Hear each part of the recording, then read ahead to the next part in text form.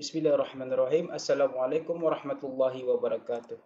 Okey, untuk video ni insya-Allah akan mengajarkan maksud candlestick, pengenalan candlestick. Apa pengenalan bagi candlestick? Apa maksudnya candlestick ini? Okey. Maksud candlestick, kalau kita ni tahu, candlestick ini adalah ni nah. Ia sudah dipanggil sebagai candlestick. Okey. Apa fungsinya candlestick? Lepas ni saya explain. Okay. Kalau bis kita lihat di dalam MT4 ataupun dalam chart bis kita, memang ada barangannya candlestick. Gunanya adalah, yang lihat di sini, gunanya adalah untuk kita ni melihat pergerakan harga. Untuk kita ni lihat pergerakan harga di pasaran kewangan seperti di dalam forex. Itu gunanya candlestick.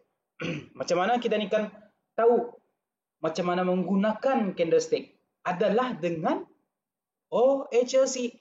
Kita ni faham OHLC, and then kita ni akan faham membaca candlestick. Jadi kita ni mesti faham benar-benar maksud OHLC. Apa yang dimaksudkan sebagai OHLC adalah open, high, low, dan close. Open, high, low, dan close. Ia sudah dimaksudkan sebagai OHLC.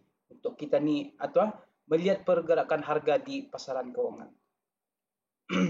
Untuk tani tahu sama ada market masa itu sedang melakukan kenaikan ataupun sedang melakukan penurunan. Simple as simple.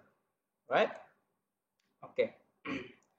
Now kita faham OHLC, kita ni tahu sudah OHLC. Tapi macam mana bentuk OHLC ini? Lihat. Bentuk OHLC, candlestick. Candlestick terbahagi kepada dua. Yang pertama adalah bullish candle. Dan yang kedua adalah bearish candle. Okay. Saya explain yang bullish candle dulu. Dari nama bullish candle ni, okay, kita ni faham bahawa bullish candle ni adalah satu candle yang sedang melakukan kenaikan ataupun melakukan harga dari murah ke mahal ataupun melakukan satu kenaikan lah, simple. Okey. Itu sudah kalau kita ni lihat di sini. Ini dimaksudkan sebagai OHLC. Ini open, high, low, dan close. Okey. Contoh ataupun maksud supaya kita ni faham lagi apakah sebenarnya open, high, low, dan close. Okey, kita lihat di sini. Contohlah contoh sekiranya di dalam market open, price melakukan ataupun price membuka harga di harga RM2. And then maksud low ni adalah price pernah capai harga yang paling rendah. Berapa harga yang price pernah capai paling rendah? Ia dimaksud sebagai low.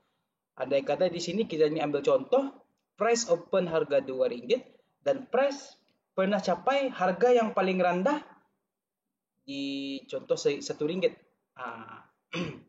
And then maksud high ni adalah harga yang paling tinggi price pernah capai. Contoh harga yang paling tinggi price pernah capai adalah RM5.